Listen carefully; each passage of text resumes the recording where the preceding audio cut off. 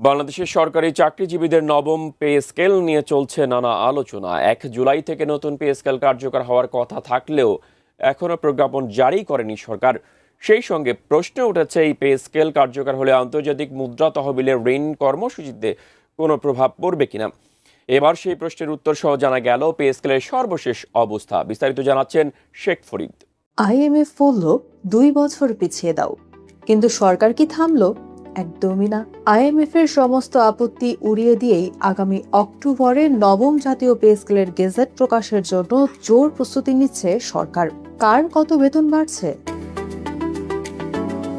IMF বা আন্তর্জাতিক মুদ্রা তহবিল সম্প্রতি স্পষ্ট জানিয়ে দিয়েছে, বর্তমান অর্থনৈতিক পরিস্থিতিতে নতুন পে স্কেল কার্যকর করা হলে সরকারের রাজস্ব ব্যয় অনেক বেড়ে যাবে, যা বাজেট ঘাটতি এবং মূল্যস্ফীতির উপর নতুন করে ভয়াবহ চাপ তৈরি করতে পারে। তাই তারা অন্তত 2 বছরের জন্য এই পে স্কেল স্থগিত রাখার পরামর্শ দিয়েছেন। কিন্তু সরকার সেই পথে হাঁটছে না।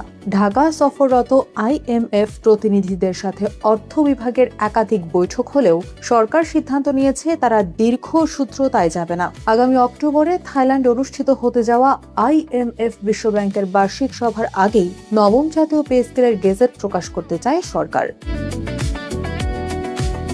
বিষয়টি এখন আর শুধু আলোচনায় সীমাবদ্ধ নেই। প্রস্তাবটি মন্ত্রিসভায় উত্থাপনের জোর প্রস্তুতি চলছে। চলতি সপ্তাহের শেষ দিকে অথবা আগামী সপ্তাহের যে কোনো মন্ত্রিসভা বৈঠকে এটি উপস্থাপন করা হতে পারে। 26 জুলাই প্রধানমন্ত্রীর কার্যালয়ে দীর্ঘ প্রায় 5 ঘন্টা ধরে এক উচ্চ পর্যায়ের বৈঠক অনুষ্ঠিত হয়। অর্থমন্ত্রী আমির খসরু মাহমুদ চৌধুরী এবং অর্থ সচিব জ্যেষ্ঠ কর্মকর্তাদের উপস্থিতিতে প্রধানমন্ত্রীর স্পষ্ট দিক নির্দেশনা দেন। তিনি জানান, বর্তমান আর্থসামাজিক প্রেক্ষাপট সরকারি কর্মচারীদের বেতন বাড়ানোর নীতিগত সিদ্ধান্ত নেওয়া হয়েছে এবং এখান থেকে সরে আসার কোনো সুযোগ নেই। তবে এককালীন আর্থিক চাপ সামলাতে এটি ধাপে ধাপে বাস্তবায়ন করা হতে পারে। সর্বশেষ 8ম জাতীয় পে স্কেল কার্যকর হয়েছিল 2015 সালে। গত 1 দশকে নিত্য প্রয়োজনীয় জিনিসপত্র, বাসা ভাড়া, শিক্ষা ও চিকিৎসার খরচ বেড়েছে বহুগুণ। ফলে 15 লাখ সরকারি কর্মকর্তা কর্মচারী এবং কয়েক লাখ পেনশনভোগীর ক্রয় ক্ষমতা মারাত্মকভাবে কমে গেছে। অর্থনীতিবিদদের মতে, নতুন পে স্কেল পুরোপুরি কার্যকর হলে সরকারের অতিরিক্ত বার্ষিক ব্যয় হতে পারে প্রায় 82,000 কোটি টাকা। কারণ শুধু মূল বেতন নয়, এর সাথে বাড়বে বাড়ি ভাড়া, চিকিৎসা ভাতা, উৎসব ভাতা এবং পেনশন। বর্তমানে বাংলাদেশ IMF এর $5.5 বিলিয়ন ঋণ কর্মসূচির অধীনে রয়েছে এবং নতুন আরও $6.5 বিলিয়ন ঋণ নিয়ে আলোচনা চলছে।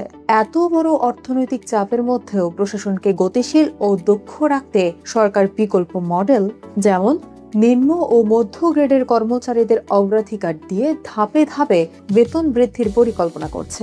এখন প্রশ্ন হচ্ছে, কোন গ্রেডে বেতন কত বাড়ছে?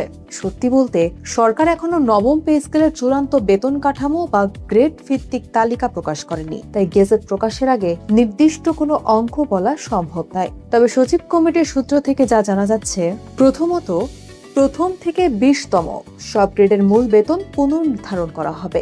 দ্বিতীয়ত, নিম্ন ও মধ্যম গ্রেডের কর্মকর্তা কর্মচারীরা তুলনামূলক বেশি হারে বেতন বৃদ্ধির সুবিধা পেতে পারেন। এবং তৃতীয়ত, মূল বেতনের সাথে আনুপাতিক হারে বাড়বে বাড়ি ভাড়া ও চিকিৎসা ভাতাও। সবকিছু ঠিক থাকলে আগামী কয়েক সপ্তাহের মধ্যে মন্ত্রিসভার অনুমোদন মিললেই অক্টোবরে প্রকাশ পাবে বহু প্রতীক্ষিত নবম পে স্কেলের গেজেট।